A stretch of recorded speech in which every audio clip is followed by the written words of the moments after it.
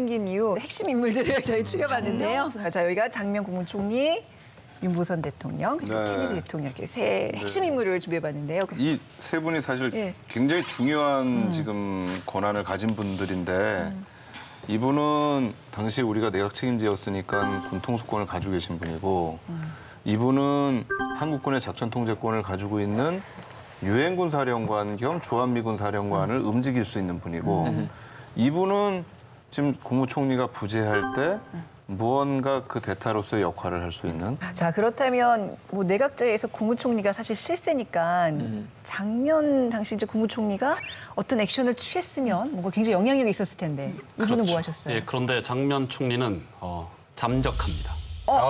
잠적이요? 충격. 사라지셨다고요? 그렇죠. 어떻게요? 김종필의 증언록에 따르면 그 쿠데타 당일 16일 새벽 4시 15분에 장면 총리는 쿠데타가 일어났다는 소식을 보고를 받아요.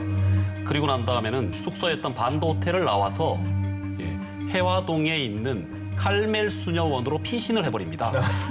수녀원. 네. 피싱 가더라도 약간 좀 멀리 가시죠. 그 종교지대 약간 치외법권 같은 네. 효과를 노리고 수녀원으로 잠입하신 거. 그러니까 이 쿠데타의 척결 1호 대상이 내가 될 수도 그러니까. 있다. 이런 두려움 때문에 숨었을 수도 있을 것 같아요. 쿠데타 와중에 수녀원으로 피신을 해버렸다는 거는 어떻게 보면 쿠데타군을 막을 수 있는 골든타임을 완전히 놓쳐버린 거 아닌가 하는 생각이 드는데요. 쿠데타 일어났는데 장면 총리가 부재한 거예요. 유엔군 사령관이 5월 16일 아침 이제 윤보선 대통령을 만나러 가요. 유엔군 사령관이 대한민국의 가장 중요한 재산은 민주주의다. 우리가 지금 북한하고 체제 대결을 하고 있는데 이 민주주의라는 걸 어떻게 지키고 나가는가도 굉장히 중요하다. 이런 얘기를 하면서 사실은 윤보선 대통령을 압박을 해요. 진압을 하라고요. 윤보선 대통령이 하는 얘기가 굉장히 의외였던 거예요. 올 것이 왔구나라고 하면서 나는 만약에 진압을 해서 우리 군 사이에서 유혈 충돌이 일어나는 건 난 반대한다. 지금 북한하고 우리가 대치하고 있는데 네네. 유혈 충돌이 일어나서 되겠느냐. 그 당시에 이제 맥그로더 사령관하고 그린이라고 하는 대리 대사였어요. 당연히 헌법 체제 무너졌으니까 대통령은 진압하는 거 찬성한다라고 얘기할 줄 알았는데 반대한다. 사실 충격을 받은 거죠. 당황했겠네요. 아니 근데 너무 이상한 게 미군이 앞장서서 이걸 막아주고 이렇게 저지하라고 말을 하는데도 불구하고 국가 대통령이 그거를 반대한다는 게 좀 상식적으로는 이해가 잘 안 되긴 하는데요.